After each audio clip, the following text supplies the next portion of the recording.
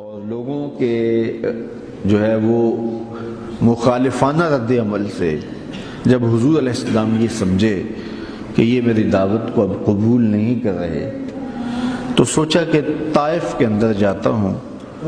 تو وہاں کے لوگوں کو پیغام حق دیتا ہوں، اگر میری دعوت کو وہ قبول کر گئے تو کبھی ایسا ہوتا ہے کہ کچھ لوگ دعوت قبول کر لیتے ہیں تو ان کے دیکھا دیکھی باقی لوگ بھی سوچنے لگ جاتے ہیں کہ یار جب اتنے لوگ اس شخص کے پیچھے چل رہے ہیں تو کوئی بات تو ہے، تو چلو میں طائف جاتا ہوں، ان تک پیغام حق پہنچاتا ہوں، شاید میری بات وہ سن لیں اور وہاں میرا پیغام پہنچتے تو ہو سکتا ہے کہ یہ بھی میری بات کو سننے پہ آمادہ ہو جائیں۔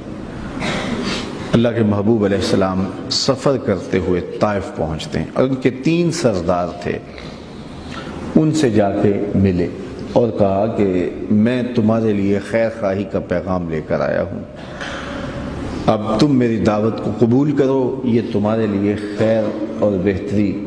کا سبب ہوگا۔ اس نے کہا کہ ہم آپ کی دعوت کو مسترد کرتے ہیں۔ آقا کریم علیہ السلام نے فرمایا کہ ٹھیک ہے، تمہاری مرضی، میں تو کسی ذاتی غرض سے نہیں آیا تھا، میں محض تمہاری خیر خواہی کے لیے آیا تھا، تمہاری قسمت کہ تم میری دعوت کو قبول نہیں کیا، تو چلو اب میرے اور تمہارے درمیان یہ بات رہنی چاہیے۔ ابھی کچھ حکمت تھی، اس لیے کہ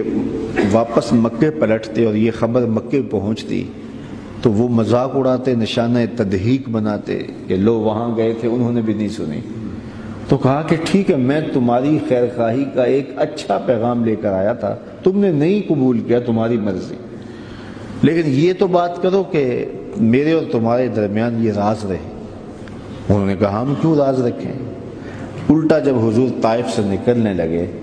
تو اوباشوں کے ہاتھوں میں پتھر دے کر کے راستے میں کھڑا کر دیا اور کہا کہ ان پہ سنگ باری کرو، اور وہ حضور علیہ السلام پر سنگ نہیں کرتے۔ روایات میں آتا ہے کہ حضور کے پاؤں پہ مارتے، اور آقا کریم جب پاؤں اٹھا لیتے تو دوسرے پاؤں پہ مارتے۔ شدت درد اور احساس کرب سے جب حضور بیٹھ جاتے تو ان کے 2 ہنڈے آگے بڑھتے اور حضور کو کندھوں سے پکڑ کے اٹھاتے اور پھر مشق سنگ زنی کرتے، حتیٰ کہ نالین خون سے بھر گئے اور مبارک پاؤں زخمی ہو گئے۔ خیر ایک باغ تھا، حضور وہاں تشریف لائے اور وہاں اداس نامی ایک خادم تھا باغ میں جس نے حضور کو انگور پیش کیے، اور ایک بیل کے سائے میں حضور بیٹھ گئے تو جو حضور کے ساتھ تھے صحابہ، انہوں نے کہا کہ ان کے لیے بد دعا کر دیجئے، تو حضور نے فرمایا میں تو رحمت بن کے آیا۔ انہوں نے کہا حضور انہوں نے جو دکھ دیا ہے اور جو تکلیفیں دی ہیں نالین خون سے بھر گئے ہیں، تو ہم چاہتے ہیں کہ ان کی چیخیں اپنے کانوں سے سنیں۔ ادھر عذاب کے فرشتے باقاعدہ حاضر خدمت ہوئے، حضور آپ اشارہ تو کیجئے، ان 2 پتھروں کو، پہاڑوں کو آپس میں جوڑ دیں گے، یہ درمیان میں پس کے رہ جائیں گے۔ لیکن حضور علیہ السلام نے فرمایا نہیں، میں ان کے لیے بد دعا نہیں کروں گا، مجھے ان کی نسلوں سے ایمان کی توقع ہے، ان کی نسلوں سے ایمان کی توقع ہے۔ صحابہ نے جب پہم اسرار کیا تو حضور کے ہاتھ اٹھے، اب ان کا خیال تھا ابھی لب واہ ہوں گے اور حضور بد دعا کر دیں گے اور ہم ان کی چیخیں اپنے کانوں سے سنیں گے جنہوں نے ہمارے آقا پر پتھر برسائے، لیکن حضور کے لب کھلے تو یہ تھے، لفظ یہ تھے اللہم اہد قومی، اے اللہ میری قوم کو ہدایت دے دے۔ ان کے پاس چراغ عقل نہیں ہے، یہ جانتے ہوتے تو میرے ساتھ یہ سلوک اور رویہ